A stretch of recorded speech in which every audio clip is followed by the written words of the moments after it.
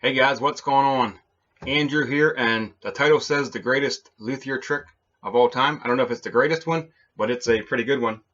So this is the guitar I'm working on right now. It's a walnut with a maple and walnut center here in it. That should be pretty cool. And it's got a nice white stripe on each side. So you've already seen part 1, 2, maybe 3. I don't know how many parts I got out at this point. At least 2 parts out, maybe the 3rd part, but I'm working on this. We're going to get back to this in just 1 second. Back to the greatest luthier trick of all time. And this ain't the greatest, I don't think, but I use it a lot, and it's a pretty good trick for when you're gluing up body blanks. So I got a body blank here. I just glued this up the other day, and there's a trick to gluing this up. And since I can't use this, I'm just going to use a couple pieces of scrap wood to be my body blanks. So this is my body blank here. Okay, and we're going to glue these together like this.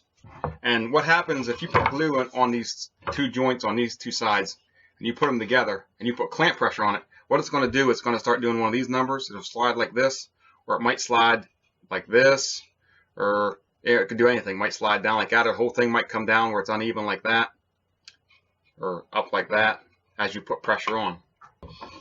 What I do is I'll take some staples like this, and in order to do this trick right, you're going to need a redneck hammer. So I got my redneck hammer right here, or you can refer to this as a relic hammer also. It'll work. You take your hammer, and these staples here, I'm going to break one off here to show you. These staples here are not very strong. I can bend them real easy. I can bend it out flat. And what you want to do is you want to get a staple, a thicker staple than this. You want to get a staple that's a lot more sturdy than this. But this will work for what I'm doing. So what I'm going to do is I'm going to take over to my body blank, take the staple,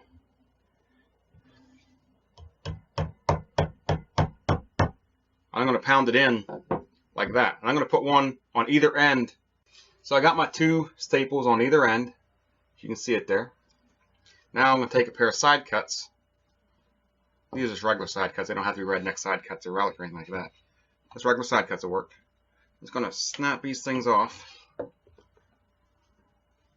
I got both my staples cut off, and they're not very tall. They don't need to be real tall. You can see them sticking up right there. You don't want them sticking up a ton, because you're going to end up taking this piece of wood and putting it on top. And the longer these are, the harder it's going to be to drive it in here. So that's, maybe a little bit longer than that, but not much. But that'll work. So now we're going to take our other piece of wood. Before we put glue on, we're going to line it up on this piece of wood, which will be our body blanks. And once we get it lined up to where we want it to be, so it's even on both sides, we're going to take our redneck hammer again.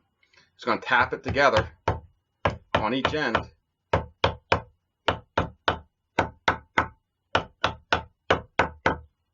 So it's tight against. Once it's tight against, we can pull it back apart. And there should be holes, and there's small holes there. You can see it right there.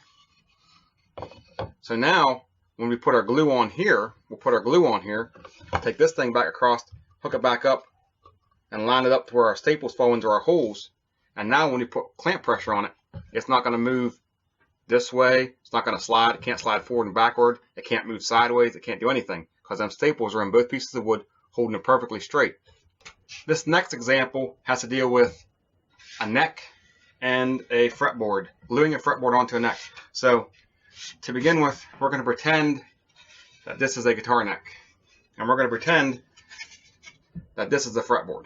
All right, and we want to glue this fretboard onto this neck. So if we just lay this on here and line it up and put clamps on, what this thing's going to do is it's going to start sliding like this, or it might slide like this, or it might slide over the side like this, or slide. It's going to slide any way it wants to slide. It's never going to stay where it needs to stay. What we're going to do is I'm going to show you a way. We're not going to need staples though. No redneck hammers, no side cuts. So all we're going to need is a drill bit, or a drill.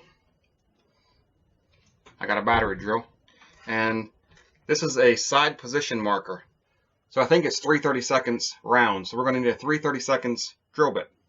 And what we're going to do is we're going to put this fretboard on the neck, and we're going to clamp it with no glue on, clamp it dry so it can't move. If you clamp it with no glue, it won't move. So you put it exactly where you want it, clamp it on.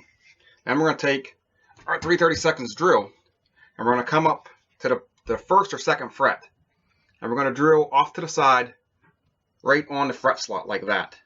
We're going to drill completely through the fretboard and into the neck about 1/4 of an inch. And we're going to come back to the opposite side, down about the 17th fret or so, and do the same thing about right there. And we're going to drill right into the center of the fret slot. And we're going to take our side position marker. We're going to take it out, line up our fretboard, and slide the side position marker into the fret and into the neck itself. You can actually take the fretboard off and actually insert the side position marker into the neck. And I like to super glue it in. Once it dries, I'll come back through with a pair of side cuts and cut it off, just so it's long enough that it'll stick out of the fretboard about 1/8 of an inch or so. At that point, you can go ahead and put all your glue on, and then you'll put your neck on and line up your 2 pins. And what that'll do is when you clamp it, that fretboard can't move. It can't slide forward, it can't slide backwards, and it can't slide sideways like this. It'll stay perfectly straight. You throw your clamps on, clamp it down, and now you know your fretboard is going to be exactly where you need it to be. Then once your glue is dried, you're going to take all your clamps off, and now you're going to have 2 plastic pins at the 1st fret and the 17th fret. You just take a fret slot saw and just recut it. When you insert the fret, you'll never see it because the fret's a lot wider than that 3/32. But you want to use something small like 3/32. If you start getting bigger like 1/8 inch or something, there's a possibility your fret ain't going to cover it. So that's why you got to use something small. Okay guys, so that is it for today. The greatest luthier trick, or a really good one anyways, of all time. A redneck hammer. Everybody needs a redneck hammer. Thanks for watching, and I'll see you in another video.